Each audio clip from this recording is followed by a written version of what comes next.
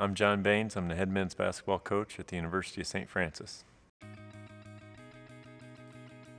This year's team is unique in that I've never had 8 seniors on one team, which is quite an unusual experience when half of your team is upperclassmen. It's given us a kind of a different dynamic. We've got some freshmen and we've got some really older guys, and there's a big difference between having 21, 22-year-olds and 18-year-olds all in the same group. But I think that we're an experienced group, although this is only my second year here, so even the seniors have only had, the second time through with me. They've played a lot of college basketball, and so I feel like that's going to carry over for the whole team. It went better than I thought it would. I thought we had the talent to get above 500, and we started, the team that I had come in with, had won 8 games, and I thought, well, we can get 15 or 16. I really felt like that. We ended up winning 21, and that was a couple breaks here and there, and then some things went the right way, and I think more than anything, our players totally bought in to what we were doing. I don't think there was ever a time when they were like, I'm not sure this guy really knows what he's doing. I think they really just said, let's just go with it. And we won some games, and I think that helped. And it's really set us up well for this year, because all those guys that had bought in last year now are taking those young guys and they're saying, hey, if you just do it the way we do it, and that's kind of the speak now, is we do it this way, we do it this way, we'll win. And I think that's going to permeate through a whole program.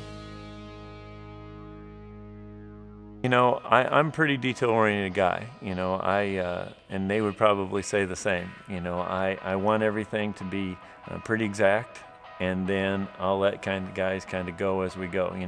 What I tell them is your mom and dad don't let you stay out till 1 and then let you screw up, and then they tell you got to come in at 10. They let you go out till 10 until you can do it till 10, and then you do it till 11, and so on. And so that's kind of the way I'm coaching with these guys. I'm pretty tight with everything we do, and then as we go along, we kind of loosen the reins and let the guys play. And if you've recruited really good players, which we have, then at that point, their talent takes over, and that's when you can win.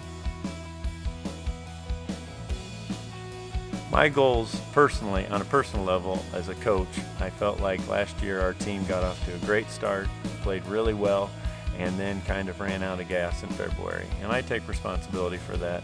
I pushed my guys very hard, and we had a lot of changes, and we had to do a lot of different things to change the culture of how we were playing. But it took its toll. So I'm hoping that this year, when we get to that conference season, we're fresh and we're healthy, and we're a little bit more experienced in those teams like Olivet Nazarene and Robert Morris that we finished behind last year, we can beat now. Yeah, we do all the basketball side of stuff. Other than that, like I said, we grill out, and I do that. I get on the grill. I always like to serve the players a little bit. It kind of gives them an idea that the coach just isn't there telling them what to do. He's there for them. I'm telling my assistant coaches, we have jobs because of them. They aren't here because of us. And so I'm always trying to find times where I can serve our players.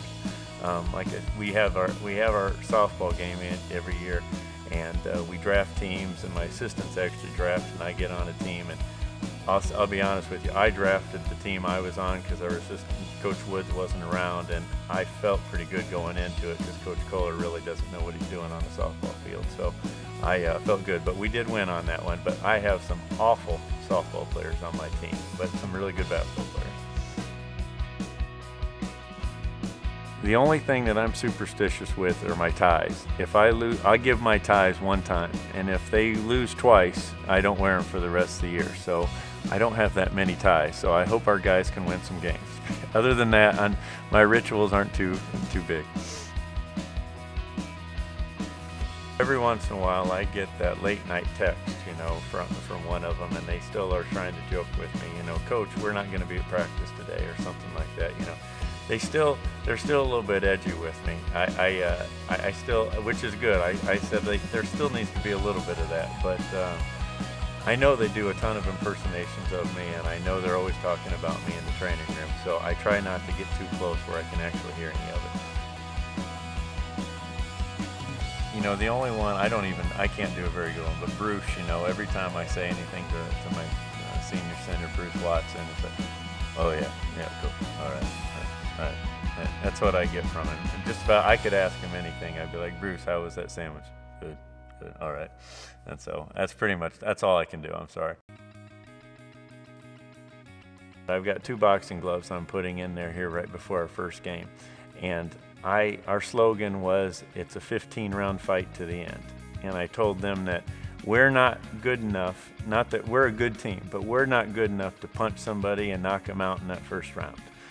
But you can always get hit in the first round and go down. I said, what we have to know as a group is we've got to just jab and keep going and keep fighting and making sure that we stay on our feet, and that if we're good enough that if we can get it to the 15th round, that we'll fought a good fight, and I think we'll be good enough. And so that's our big slogan for the year, just stay in the fight.